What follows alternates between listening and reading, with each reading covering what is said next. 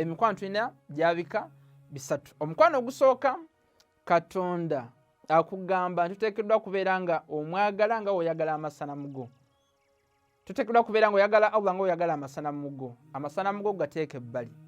Ofuna bulungi mu Suratul Bakara ya 165. Era ne tulaba nti Katonda agenda asaasira amazambi gonna, naye omukozi wa shirik tagenda kusaasira. Indikese okola shirik. Mu Surati Nisa aya 4:8.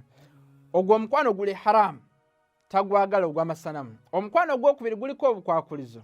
Kati ng'omukwano gw'abaswahaba okubaagala kirungi, era ne tuwa n'ekizampo nti Katonda onfuna bulungi yabasiima, yasanyuka nga bawadde bayi Nabi Muhammad mu Hudaybiya, nga tulayo mu Suratul Fatih aya 18. Naye mu Suratul Fatih aya 10 agambye n'abateekako akakwakulizo nti faman nakatha fa innama yankuthu ala nafsi.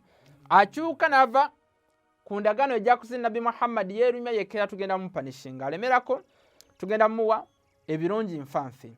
Ne tuwa n'ekizampo endala ku guno omukwano guliko obukwakulizo. Nfuna bulungi abazadde okubaagala tteeka nga etwalaba wasainal insana biwalidayhi husna, Surati Ankabut aya 8.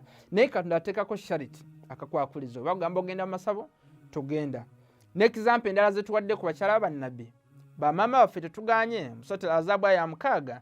Naye bwe basobya onfuna bulungi ne basukkawo ne bakola ebyabwe, Katonda abasuubiza emiriro onfuna bulungi nga wasuubiza ono maama waffe onfuna bulungi maama waffe owa Nabbi Nuhu ne Nabbi Lot.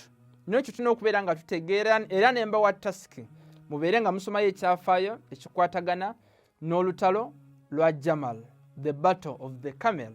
Onfuna bulungi kuba tulabawo omu ku bamaama baffe ng'alina Talaha ne Zubairi bagenze e Basira okubeera nga balwanyisa imaamu waabwe. Ate nga twagamba man mata wala myarifu imaamu zamani himata mitata jahiliya, ofa nga tumanyi imaamu wo ofinfa ey'ekijahiliya. Omukwano ogwokusatu gwe gutaliiko kakwakulizo ba Ahlulbayt alayhim salatu wassalam, nga Katonda yafuula okubaagana okubagoberera nga tteeka mu Surati Shura n'abatukuza mu Surati Al-Ahzab aya 3:3. Nono Jabir Abdallah